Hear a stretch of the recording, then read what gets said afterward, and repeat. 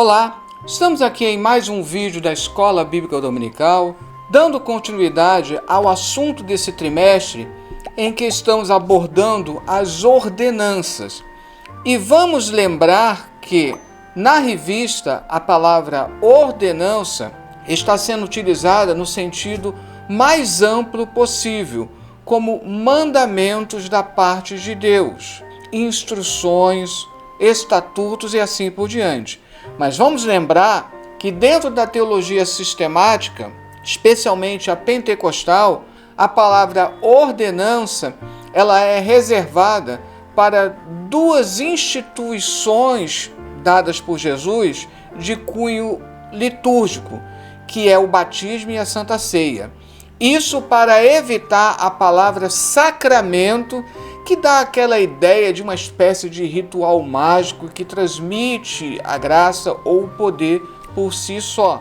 Mas pedimos para que vocês possam rever o vídeo da primeira lição em que nós abordamos isso. Mas é importante dizer aqui, segundo a teologia sistemática, especialmente de cunho pentecostal, ou apoiada pela teologia pentecostal, há duas ordenanças de Cristo. A primeira é o batismo, que vimos na primeira lição, e a segunda, a Santa Ceia, que será analisada hoje. Mais até do que o batismo, a Santa Ceia ela tem toda uma história acerca da maneira de se administrar, a compreensão que envolve a Santa Ceia. Por exemplo, primeiramente temos que entender que a Santa Ceia como um memorial. Na história, nós tivemos a ideia da transubstanciação, isso vem do catolicismo medieval. Depois nós tivemos a compreensão de Lutero da presença real, que alguns chamam de consubstanciação, mas nenhum teólogo luterano gosta dessa expressão. E nós temos a posição zwingliana, que fala justamente do memorial. Só que Zwinglio dizia que tanto o pão quanto o vinho, suco de uvas, ele representava, enquanto que Lutero insistia dizendo que era verdadeiramente o corpo e o sangue de Cristo. A diferença com relação à transubstanciação é que nessa ideia os elementos, a saber, o pão e o vinho, se transformam no corpo e no sangue de Jesus, embora a aparência externa se mantenha como pão e vinho. Isso tem a ver com o debate aristotélico dos acidentes, da aparência, etc. e tal. Depois, Calvino ele adicionou um elemento para evitar dizer que representa e assim parecer que Deus não está presente nem mesmo espiritualmente, ou que Jesus esteja presente espiritualmente. Então, Calvino passou a dizer que o pão e o vinho simbolizam a presença espiritual de Jesus. Podemos até dizer que a Assembleia de Deus, de uma certa maneira, o pentecostalismo em geral, adota a ideia de que a Santa Ceia é um memorial e também envolve um simbolismo. Portanto, muitos teólogos pentecostais concordam que nós pegamos um elemento que vem de Zwinglio e outro elemento que veio de Calvino. Outro detalhe que chama a atenção na celebração da Santa Ceia, que parece tão óbvio para nós hoje, é que, embora nós tenhamos relatos históricos de que ambos os elementos, ou seja, o pão e o vinho, eram administrados aos fiéis, no transcorrer da história, passou-se a administrar apenas o pão. Alguns dizem que talvez por medo que os fiéis se embriagassem, já que era administrado vinho mesmo. Outros vão dizer que apenas para economizar no vinho, enfim. No final da Idade Média, começou-se a reclamar que os fiéis precisavam participar dos dois elementos. Isso começou com John Huss. E depois, com a Reforma Protestante, nós temos então plenamente estabelecido a participação dos dois elementos, sendo que, até para não associar com bebida alcoólica, né, a maioria das igrejas utiliza o suco de uva e não o vinho em si. E nós temos até relatos de rincões da Ásia, da África, em que você tem uma quase impossibilidade de acesso ao vinho, que utilizam uma outra bebida apenas para simbolizar o ato. Então nós vamos agora abordar então a lição de número 2, que nos traz como título Ordenança para participar da ceia do Senhor. Vamos lembrar que no Novo Testamento grego, e assim desde a Idade Média, também é conhecido como Eucaristia, que quer dizer ações de graça. Um outro detalhe importante é a maneira como é celebrada, a frequência com a qual a Santa Ceia é celebrada. Enquanto o batismo é um ato irrepetível, você não pode repeti-lo, lembre do que nós falamos lá na primeira aula. A Santa Ceia ela é constante, ela sempre é repetida. E lá na igreja primitiva era algo feito todo culto. Só que com a Reforma Protestante colocou-se então não necessariamente todo culto, mas uma ou duas vezes por mês. Mas isso é um detalhe interessante. Lá nos primórdios era todo culto. Então, texto áureo. Examine-se, pois, o homem a si mesmo, e assim coma deste pão e beba deste cálice. 1 Coríntios 11, 28. Verdade aplicada. A ceia do Senhor aponta para a continuidade de nossa comunhão com o Senhor pela nova aliança. Os textos de referência, como é de praxe, estão lá em 1 Coríntios 11.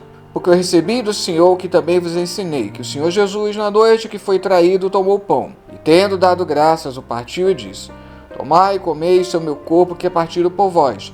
Fazei isto em memória de mim. Semelhantemente, também, depois de cear, tomou o cálice, dizendo: Este cálice é o novo testamento do meu sangue. Fazei isso todas as vezes que bebedes, em memória de mim. Porque todas as vezes que comeres este pão e bebedes este cálice, anunciais a morte do Senhor até que venha.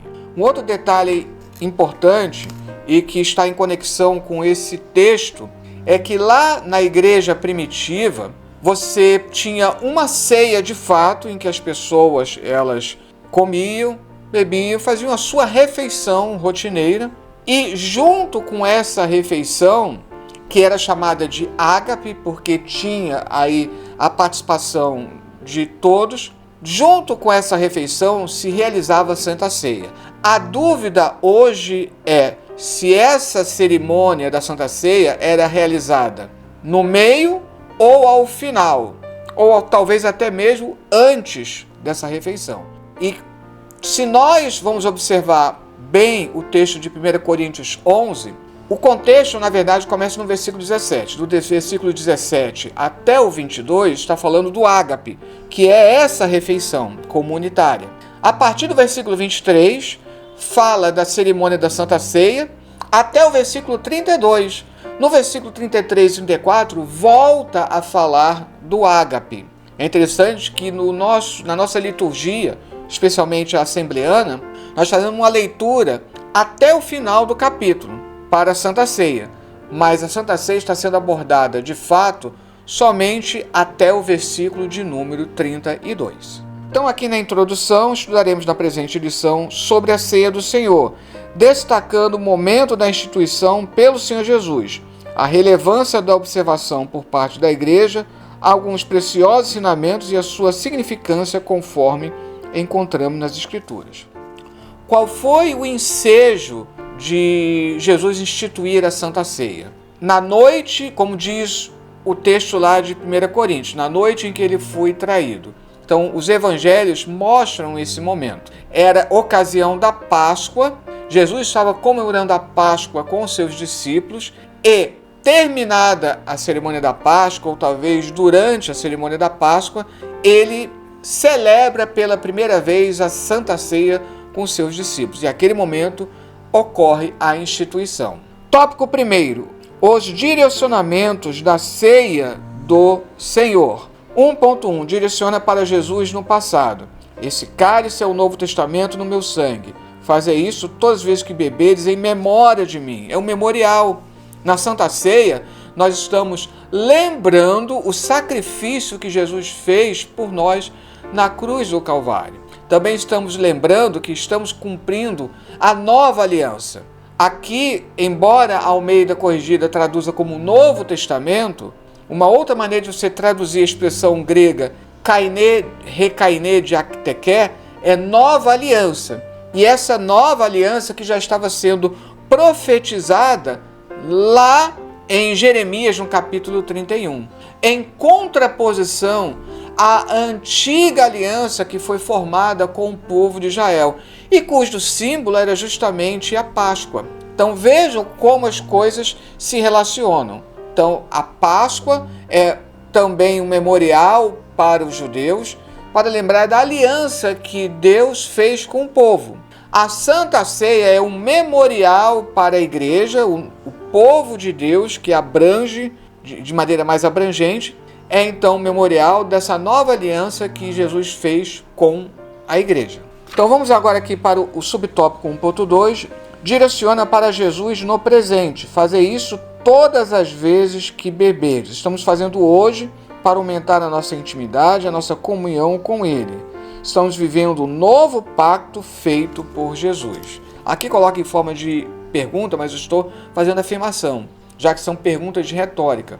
Por que é uma cerimônia que está sendo repetida constantemente? A Santa Ceia, ela nos fala de uma comunhão no presente. É primeiro uma comunhão vertical com Deus, e em segundo lugar é uma comunhão horizontal com os nossos irmãos. Agora, lembre que nós falamos acerca da palavra sacramento, ordenança, lá na primeira lição. Da mesma forma que não é o batismo que te torna cristão, da mesma forma não é a Santa Ceia que te deixa em comunhão. Ela é símbolo, testemunho diante da igreja que você está em comunhão. Não é uma participação automática na ceia que faz com que você esteja em comunhão. Porque eu estou em comunhão, eu participo da Santa Ceia. 1.3 direciona para Jesus no futuro, porque todas as vezes que comerdes este pão e beberdes este cálice, anunciais a morte do Senhor até que venha. Então, há uma perspectiva escatológica. Além de estarmos reiterando a nossa comunhão, tanto com Deus quanto com os irmãos, estamos manifestando a nossa esperança escatológica. Quando nós lemos os relatos dos cultos primitivos, todos eles terminavam com a oração do Pai Nosso e com a expressão Maranata, que é uma expressão aramaica que quer dizer vem, Senhor Jesus. E daí, ora vem, Senhor Jesus. Embora não utilizemos mais essa expressão litúrgica Maranata, entretanto, ao participar da ceia, nós estamos dizendo, ora vem, Senhor Jesus. Nós estamos esperando a volta de Jesus. Fazendo então um balanço do primeiro tópico, eu ensinei que a ceia do Senhor serve para edificação, exortação e consolação. Tópico 2, a importância da ceia para o cristão. Deixa eu fazer um adendo aqui. A Santa Ceia não é um sacrifício. Os sacrifícios do Antigo Testamento foram abolidos. Primeiro, porque não tem mais templo, e segundo, porque Jesus é o sacrifício perfeito. Por isso, embora seja uma prática tipicamente assembleana de queimar os elementos, especialmente o pão, após a Santa Ceia, isso remete à prática que era feita lá no Antigo Testamento. É como que dizer que você está fazendo um sacrifício. Isso não é biblicamente muito correto. E outro detalhe importante, já falamos que o pão e o vinho têm um simbolismo. Então não há uma mágica. Quando você está consagrando os elementos, após o fim da ceia, eles continuam sendo, e mesmo durante a ceia, continuam sendo pão e vinho normalmente. É um simbolismo que tem que ser respeitado sim, mas eu não posso entender que o pão e o vinho se transformaram no corpo e no sangue de Jesus. Preciso tomar cuidado com isso. Subtópico 2.1, a importância de examinar a si mesmo. A chamada é para examinar a nós mesmos e não os outros.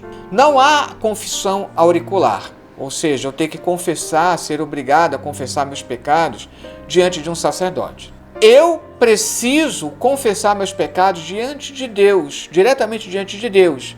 E para isso eu preciso examinar a mim mesmo. E digo mais, isso tem que ser feito antes, não no momento da ceia. Se você tem um pecado a ser confessado, que isso seja feito antes da ceia. Para, como diz lá em 1 Coríntios 11, para que você não contraia juízo para si. 2.2. A importância de julgar a si mesmo. A chamada é para julgar nós mesmos e não os outros. Não espere ser julgado por ninguém. Se antecipe e peça perdão. Sabemos que tem o hábito assembleano de no dia da ceia perguntar: alguém quer pedir perdão diante da igreja? Na verdade, você pode estar até se retratando, diante da igreja para não ofender a igreja. Mas o perdão você tem que ter o pedido de perdão tem que ter sido feito previamente. Você está apenas declarando isso diante da igreja. 2.3. A importância de corrigir a si mesmo. A chamada é para consertar a nós mesmos e não os outros. Não espere ficar fraco, doente ou morrer espiritualmente. Tome a decisão ainda hoje. Quando o texto diz, é por isso que muitos estão fracos e doentes e muitos que dormem, é falando sobre isso. Embora certos pecados levem até mesmo à morte física, mas está falando primeiramente da morte espiritual. Não esteja morto espiritualmente. Outra dúvida que geralmente ocorre: para participar da ceia é necessário estar batizado?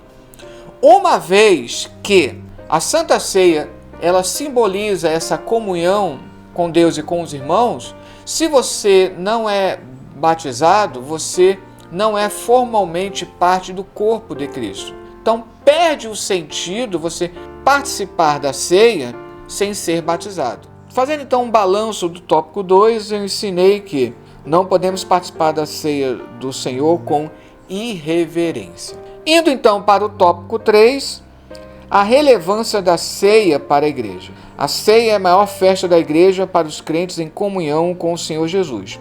Nenhuma outra festa pode se comparar a essa.